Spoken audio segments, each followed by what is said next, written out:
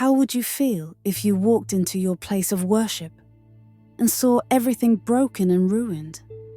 If even a graveyard seemed better than this sacred place? That's exactly what happened one day with the people of Babylon.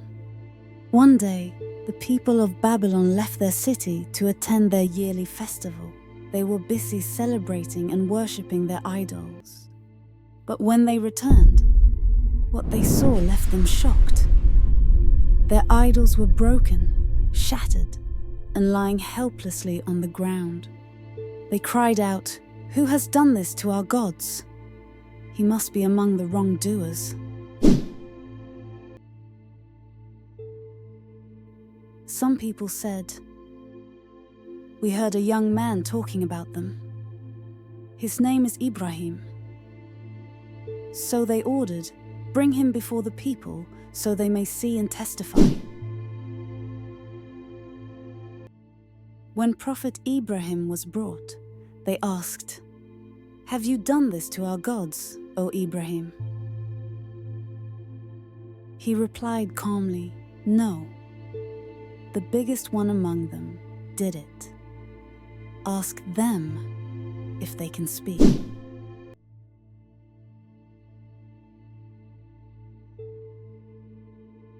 They knew their idols couldn't speak, but when Prophet Ibrahim said, "Ask them," they were left speechless.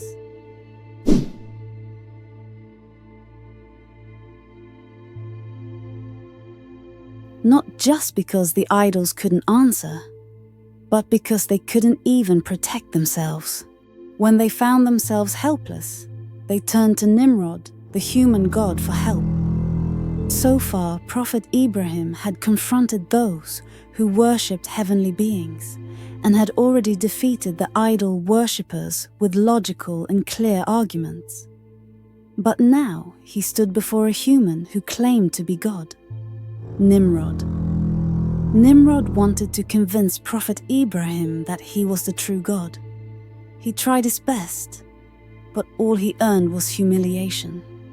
Have you not considered the one who argued with Abraham about his Lord, merely because Allah had given him kingship? When Abraham said, "My Lord is the one who gives life and causes death," he said, "I give life and cause death." Nimrod was so cruel that he immediately killed an innocent person and freed a guilty one, just to show his power to prove him a god. Abraham said, "Indeed, Allah brings up the sun from the east, so bring it up from the west." So the disbeliever was overwhelmed by astonishment, and Allah does not guide the wrongdoing people. Even with all his authority, he couldn't counter the clear arguments of Prophet Ibrahim. Now everyone stood helpless before Prophet Ibrahim. One by one, the false gods they had created were exposed and humiliated by his words. Frustrated and furious, all the idol worshippers united and shouted with one voice, "Burn him in the fire." According to narrations, they spent an entire month gathering firewood for the great fire they had prepared.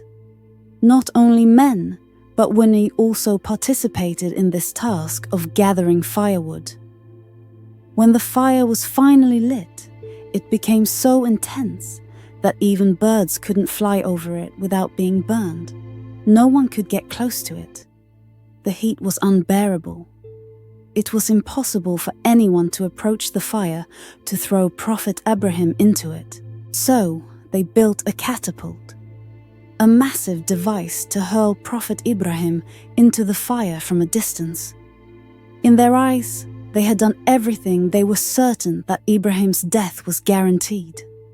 But then, something miraculous happened. Prophet Ibrahim walked out of the raging fire unharmed, because the will of Allah is above all other wills.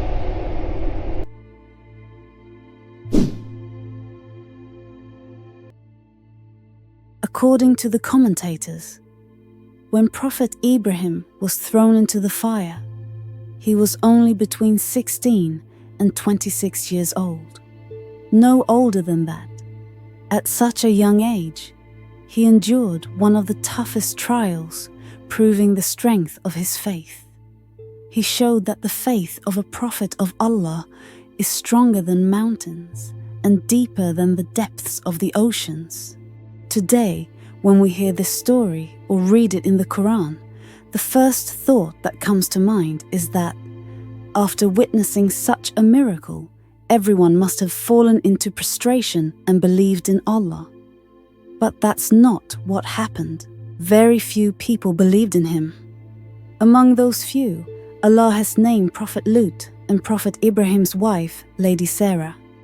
So, from that land of disbelief, the three of them migrated. They traveled towards Syria, passing through various places until Prophet Ibrahim settled in Palestine, while Prophet Lut reached the region of Jordan.